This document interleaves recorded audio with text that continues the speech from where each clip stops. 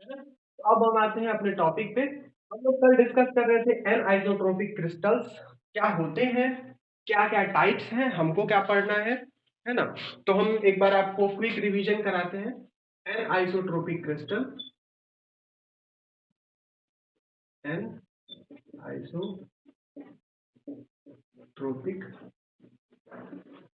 Crystal.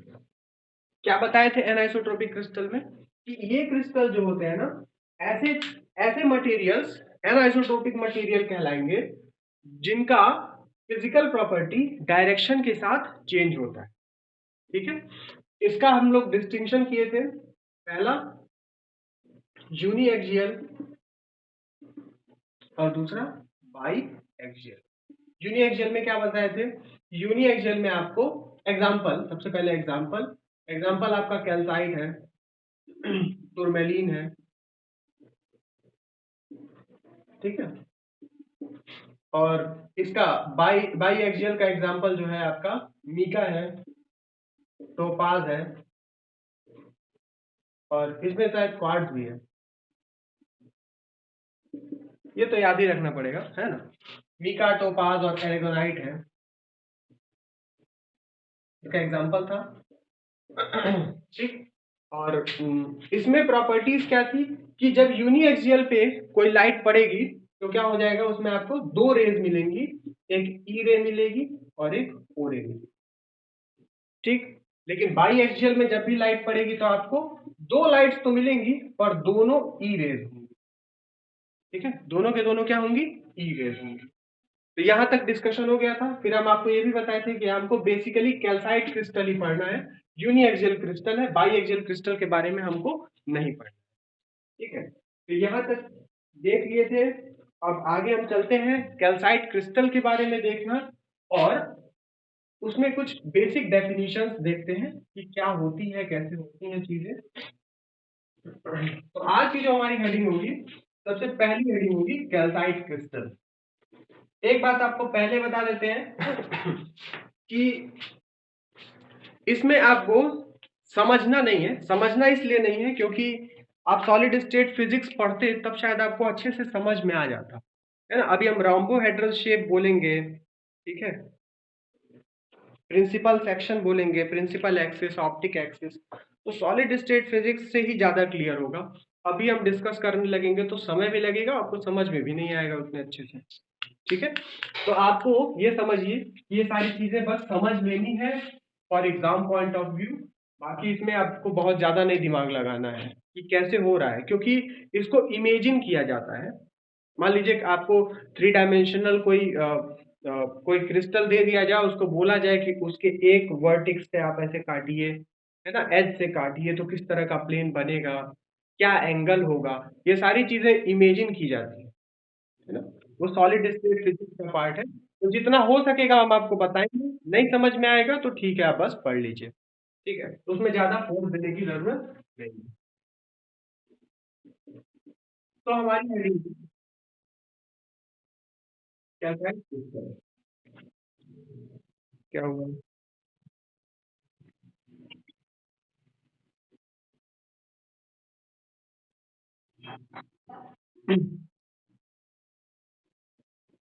ठीक है, चलिए, ठीक है। देखिए जो कैल्साइट क्रिस्टल है ना, कैल्साइट क्रिस्टल कैल्शियम कार्बोनेट जो होता है, कैल्शियम कार्बोनेट का जो क्रिस्टल है उसी को कैल्साइट क्रिस्टल कहते हैं। जैसे आप मार्बल देखते हैं ना, मार्बल मार्बल मार्बल असल में छोटे छोटे कैल्साइट क्रिस्टल से मिलकर बना। ठीक है, मार्बल, संगमरमर छोटे छोटे कैल्साइट क्रिस्टल से मिलकर बना।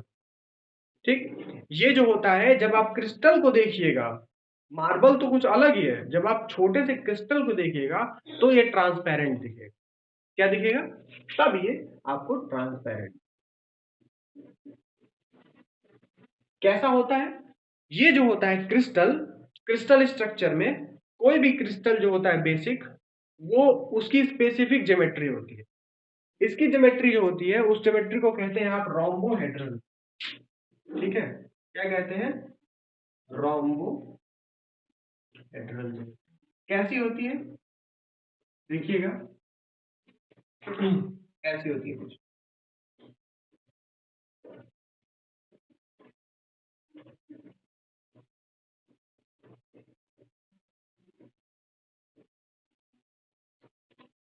दिख रहा है? बस आप एक क्यूब ले लीजिए, उस क्यूब को थोड़ा सा ऐसे दबा दीजिए एक साइड से, तो इस तरह की एक ज्योमेट्री बनेगी, वो रोम्बोहेड्रल ज्योमेट्री। ठीक है?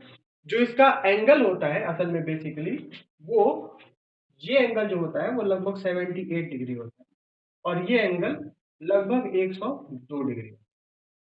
ठीक, नेमिंग करते हैं, A B C D E F G, and ये वाला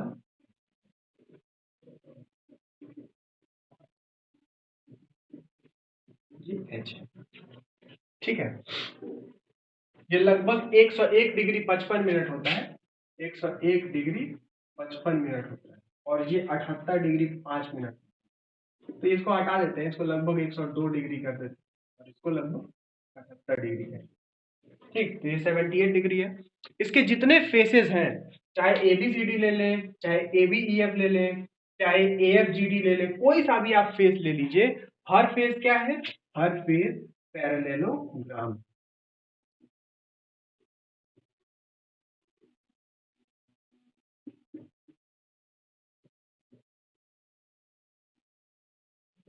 ठीक है, हर फेज क्या है? हर फेज एक पैरेललोग्राम। ठीक, आप देखिएगा ये 78 डिग्री है, ये भी 78 होगा, ये 102, ये 102, चारों का ऐड करेंगे तो 180 डिग्री आ जाएगा। ठीक है, इसमें देखने वाली खास बात क्या है? कैल्साइट बस इतना ही है। इसमें देखने वाली खास बात क्या है कि जो आपका ये ए फेज है, ए जो कॉर्नर है और एच जो कॉर्नर है, ये दो कॉर्नर है। इन दो कॉर्नर की खास बात ये है कि ये तीनों के तीनों जो एजेस हैं, इनके साथ 102 डिग्री का ही एंगल बना। ये तीनों एंगल्स क्या है? 102 डिग्री। ऐसे यहाँ पर भी ये एंगल 102 डिग्री, ये एंगल 102 डिग्री, और ये एंगल भी 102 डिग्री। ठीक है, तो कैल्साइट क्रिस्टल के बारे में इतना ही था, समझ गए? बस इतना ही जानना है। अब इसी पे बेस्ड हम लोगों को कुछ डेफिनेशंस देखनी। ठीक है, आइए, सबसे पहली डेफिनेशन जो है वो है ऑप्टिक एक्सिस की डेफिनेशन। किस चीज की डेफिनेशन है? Optic axis.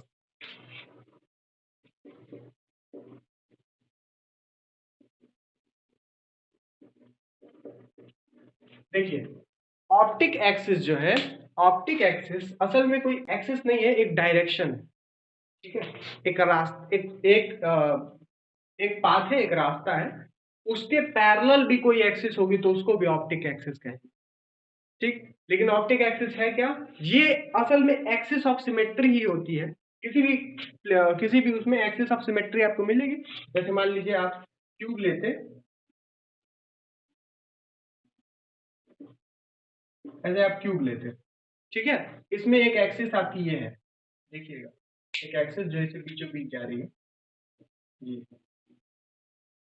है ना? इस एक्सिस के इस तरफ क्यूब सेम है। आप एक एक्सिस ऐसे ले लीजिए, यहां से जाती हुई इस एंड को निकालती है। ठीक है, समझ रहे हो ना? क्रॉस ऐसे काटती हुई। अगर ये एक्सिस लीजिएगा, ये भी एक्सिस ऑफ सिमेट्री है। समझ रहे हैं ना? एक्सिस ऑफ सिमेट्री मतलब इस एक्सिस के इस तरफ और इस तरफ, दोनों तरफ क्रिस्टल का स्ट्रक्चर सेम हो, तो उसको बोलेंगे सिमेट्रिक एक्सिस। ठीक है, एक्सिस ऑफ सिमेट्री। तो ऑप्टिक एक्सिस जो होती है, ये भी एक एक्सिस ऑफ सिमेट्री ही होती है, एक एक्सिस ऑफ सिमेट्री ही होती है। ठीक है, लेकिन इसकी खास बात क्या होती है कि वो जो जहां से गुजरेगी, ब्लर है क्या? ब्लर नहीं होगा, आप फिर से जुड़ जाइए, है ना? ठीक ठीक, कोई बात नहीं, आप फिर से जुड़ जाइए। तो ये क्या है? एक्सिस ऑफ सिमेट्री ही है किसी भी स्ट्रक्चर का। एक्सिस ऑफ सिमेट्री ही क्या होता है? ऑप्टिक एक्सिस होता है। ऑप्टिक एक्सिस की खास बात क्या है? ऑप्टिक एक्सिस के अलोंग अगर कोई रे चल रही है, ठीक है, अगर कोई रे ऑप्टिक एक्सिस के अलोंग चल रही है, तो वो ई रे और ओ रे में डिवाइड नहीं होगी, स्प्लिट नहीं होगी। ठीक है, तो अगर कोई रे पहली बात तो ऑप्टिक एक्सिस क्या है? ऑप्टिक एक्सिस है असल में एक्सिस ऑफ सिमेट्री, ठीक है, axis of symmetry of crystal. दूसरी चीज क्या बताइए आपको कि ये कोई एक्सिस नहीं है, ये असल में एक direction, it is a direction, ठीक है, रादर देन एन एक्सिस, एक डायरेक्शन है। जैसे मान लीजिए अगर ये इस तरह से आपकी ऑप्टिक एक्सिस है तो इस तरह से एक और पैरेलल लाइन खींच दीजिए, एक और पैरेलल लाइन, एक और पैरेलल लाइन, तो ये डायरेक्शन जो है ऑप्टिक एक्सिस की, ये डायरेक्शन ऑप्टिक एक्सिस कहलाती है, ना कि ये पर्टिकुलर एक्सिस। इस डायरेक्शन में अगर ऑप्टिक एक्सिस आपको मिल रही है तो इसके पैरेलल वाली लाइन भी ऑप्टिक एक्सिस होगी, इसके पैरेलल वाली लाइन भी ऑप्टिक एक्सिस होगी, ठीक है, बस डायरेक्शन होना चाहिए। तो it is a direction rather than an axis. और a ray traveling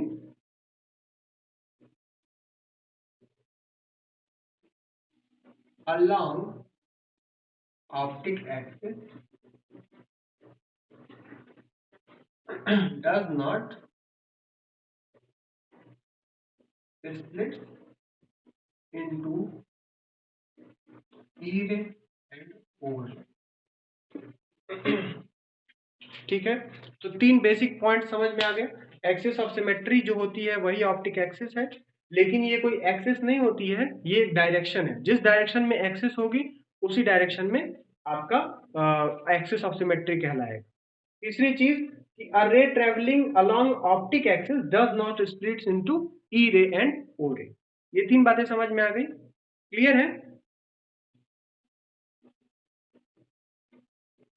ठीक है, ठीक है, ठीक है। तो देखिए अब कैल्साइट क्रिस्टल में ऑप्टिक एक्सिस क्या होता है। कैल्साइट क्रिस्टल में ये जो दो कॉर्नर्स हैं ए और एच, इन दो कॉर्नर्स को आप क्या कहते हैं? इन दो कॉर्नर्स को आप ब्लंट कॉर्नर्स कहते हैं, ठीक है, इन दो कॉर्नर्स का आप क्या कहते हैं? ब्लंट कॉर्नर्स कहते हैं। इनकी खास बात क्या है कि ये तीनों के तीनों जो एजेस हैं, तीनों के तीनों इनके साथ क्या बना रहे, दोनों के दोनों, ये वाला साइड और ये वाला साइड, दोनों साइड एक दूसरे के साथ 102 डिग्री बना रहा है, ये साइड एक दूसरे के साथ 102 डिग्री बना रहा है। तो इसलिए इन दोनों, यही दो है, और इन दोनों को क्या कहते हैं? ब्लंट कॉर्नर्स कहते हैं, ठीक। अब इस कैल्साइट क्रिस्टल में ऑप्टिक एक्सिस कैसे होती है आपको बताएं। अगर ये क्रिस्टल है आपका, ऐसा ही समझ लीजिए, ठीक है, मेरे पास अभी क्रिस्टल नहीं है, वैसे क्रिस्टल तो है लेकिन आपको दिखेगा नहीं।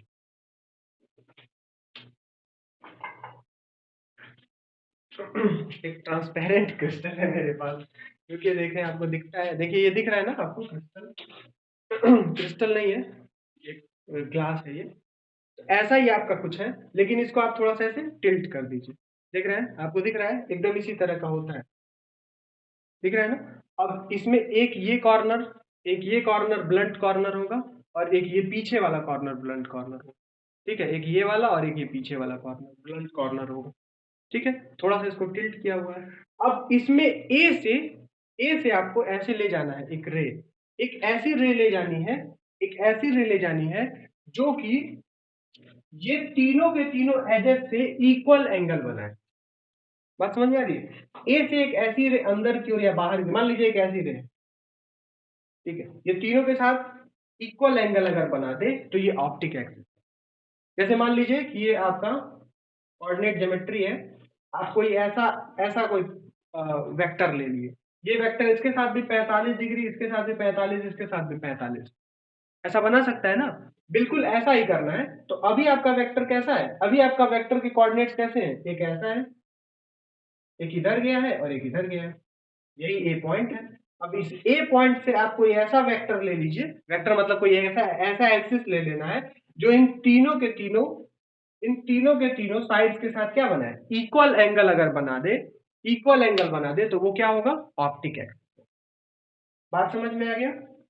चाहे ए से आप लीजिए चाहे एच से लीजिए। बात क्लियर हो गई?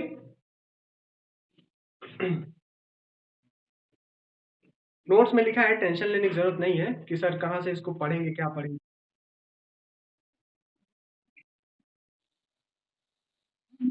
अभी हम आगे बता रहे हैं, बस अभी ए से या तो एच से आप ऐसा खींचेंगे, ठीक है, आप ऐसा खींचेंगे, ठीक।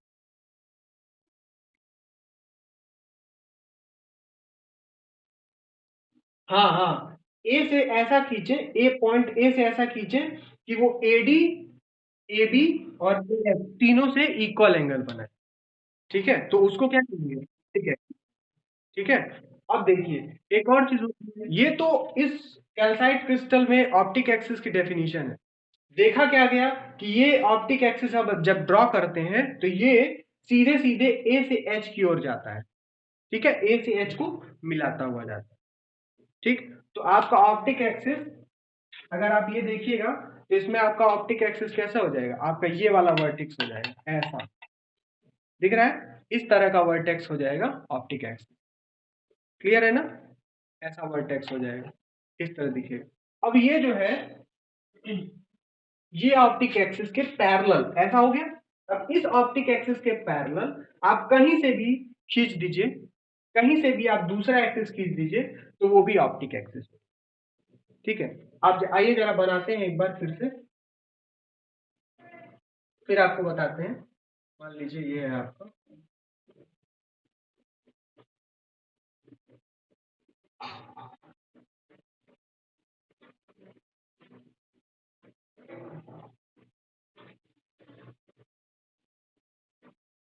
अच्छा है, दिख रहा है? नहीं अच्छा नहीं,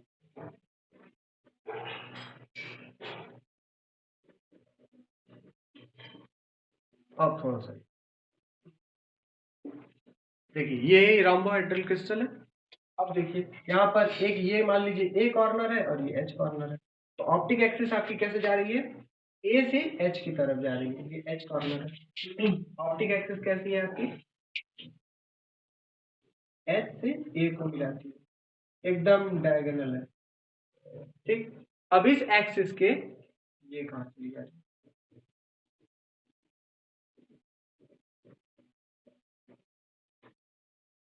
ठीक है। अब इस एक्सिस के पैरेलल मान लीजिए एक और आप एक्सिस खींच देते हैं, ऐसा, या यहां से खींच देते हैं ऐसा, ठीक है, ऐसा खींच देते हैं, इसके पैरेलल यहां से खींच देते हैं, तो ये सारी भी आपका ऑप्टिक एक्सिस ही होंगी।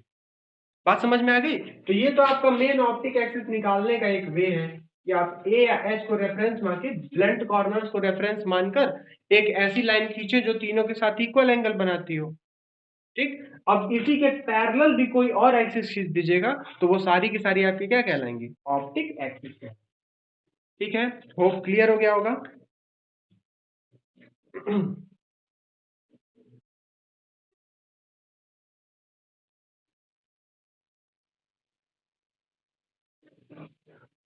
असल में पॉइंट के अलोंग ही कोई एक्सिस बनाते हैं आप, कहीं और बनाते नहीं है, बस यही बात है।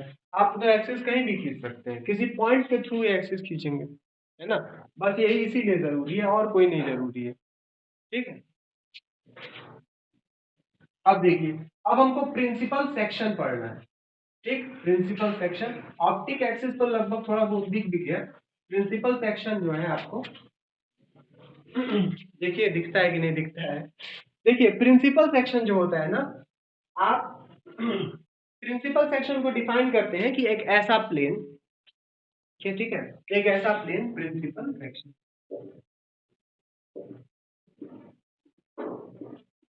प्रिंसिपल सेक्शन, सेक्शन क्या होता है, सेक्शन भाग, ठीक है, सेक्शन भाग। तो एक ऐसा प्लेन होता है ये, ठीक, जो कि ऑप्टिक एक्सिस को कंटेन किए हो, जो कि ऑप्टिक एक्सिस को कंटेन किए हो, और किन्हीं दो अपोजिट फेसेस के परपेंडिकुलर हो, उस प्लेन को क्या कहते हैं, प्रिंसिपल सेक्शन कहते हैं, ठीक है। डेफिनेशन हम लिख देते हैं, फिर बताते हैं आपको। अ plane containing optic axis and perpendicular to any two and two opposite faces is called principal section. ठीक है, एक प्लेन जो है वो ऑप्टिक एक्सिस को कंटेन किया हुआ हो। ठीक है, अभी जब मीटिंग खत्म हो जाएगी तो 5 मिनट बाद आप लोग फिर से जुड़ जाइए। ठीक है, अभी 4-5 मिनट 6 मिनट है मीटिंग में, 5 मिनट बाद आप लोग फिर से जुड़ जाइएगा 8:45। ठीक, तो a plane containing optic axis and perpendicular to any two opposite phases is called principal section, principal section corresponding to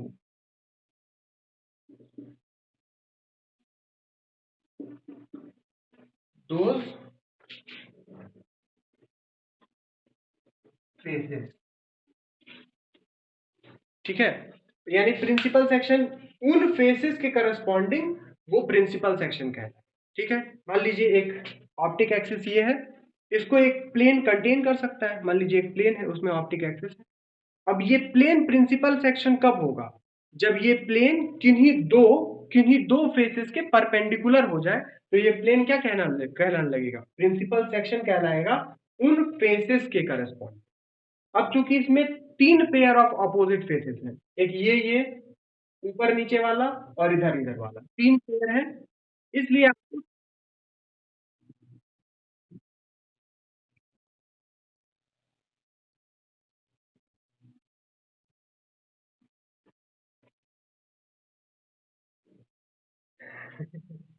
बेहोशी की हालत में होते हैं कुछ लोग, कोई बात नहीं है, ठीक है।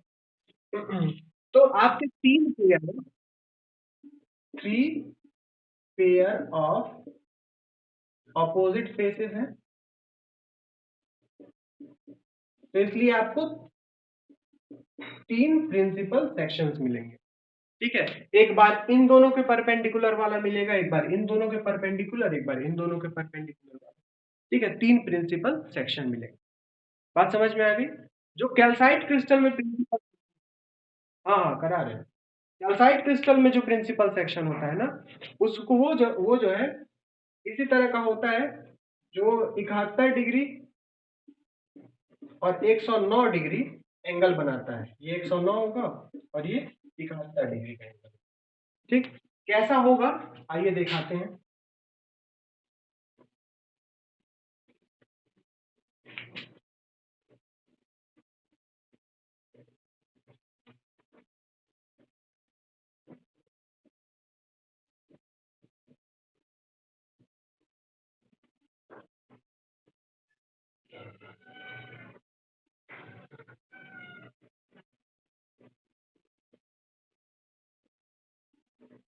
ये देखिए, ये आपका रोम्बोहेड्रल शेप्ड है, आप इसको ऐसे मिला दीजिए।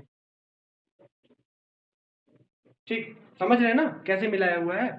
अब इसी को आप ऐसे ऐसे बनाइए, गौर से देखिएगा, ये डायगोनल वाला प्लेन है, डायगोनल वाला जो प्लेन है वही है।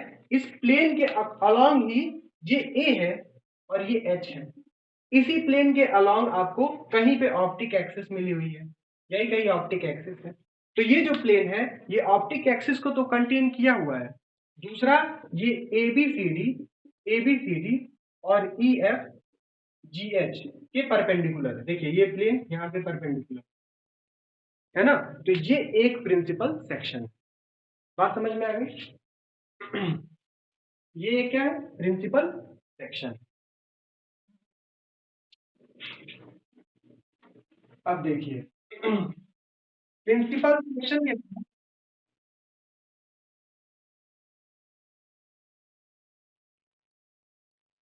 ये ऊपर वाले प्लेन के परपेंडिकुलर है, ये ऊपर वाले प्लेन, हाँ उसी के परपेंडिकुलर है, ऊपर और नीचे वाले। ठीक है, अब देखिए आपका इसके बाद आता है, प्रिंसिपल सेक्शन के बाद प्रिंसिपल प्लेन्स। ठीक है, प्रिंसिपल प्लेन्स जो होते हैं उसको आपको दिखा नहीं पाएंगे हम, क्यों? क्योंकि इसकी डेफिनेशन से आपको समझ में आ जाएगा क्यों नहीं दिखा पाएंगे। प्रिंसिपल प्लेन, अगर कोई ऐसा प्लेन है, प्लेन जो कि कंटेन करता है, कंटेनिंग, ठीक, क्या क्या कंटेन करता है? पहला तो ऑप्टिक एक्सिस और दूसरा एंड ओ रे। ठीक, is principal plane of O ray. ठीक है, एक ऐसा प्लेन है जो ऑप्टिक एक्सिस और ओ रे को कंटेन करता है, वो ओ रे का प्रिंसिपल प्लेन है। अगर कोई प्लेन ऑप्टिक एक्सिस और ई रे को कंटेन करता है तो वो ई रे का प्रिंसिपल प्लेन होगा। बात समझ में आ रही है? ये प्रिंसिपल प्लेन की डेफिनेशन। ठीक है, क्लियर है? तो ये प्रिंसिपल प्लेन जैसे ओ रे बनेगा और ऑप्टिक एक्सिस, उन दोनों को मिला दीजिएगा। मान लीजिए ऑप्टिक एक्सिस ऐसे है, ओ रे ऐसे है, इन दोनों को मिला दीजिएगा तो वही प्रिंसिपल प्लेन हो जाएगा। लेकिन जब ऑप्टिक एक्सिस बनेगी तब ना प्रिंसिपल प्लेन आदमी देख पाएगा। क्लियर है? क्लियर है? क्लियर है? क्या नहीं हुआ? ये नहीं आया। देखिए, अभी आप ऑप्टिक एक्सिस नहीं ना देख रहे हैं। मान लीजिए ये ऑप्टिक एक्सिस है और ये आपका ओ रे है। इन दोनों को कंटेन करने वाला एक ये प्लेन है, यही ओ रे का प्रिंसिपल प्लेन। मान लीजिए ये ऑप्टिक एक्सिस थी और ये ई रे थी, तो इन दोनों को कंटेन करने वाला ये प्लेन होगा, तो ये ई रे का प्रिंसिपल प्लेन कहलाएगा। तो जब आप ओ रे और ई रे देखिएगा तब ना आपको उसका प्रिंसिपल प्लेन दिखाई देगा। क्लियर हो गया? कुछ हो गया? अगर कुछ कुछ हुआ भाई, कुछ कुछ नहीं होना चाहिए।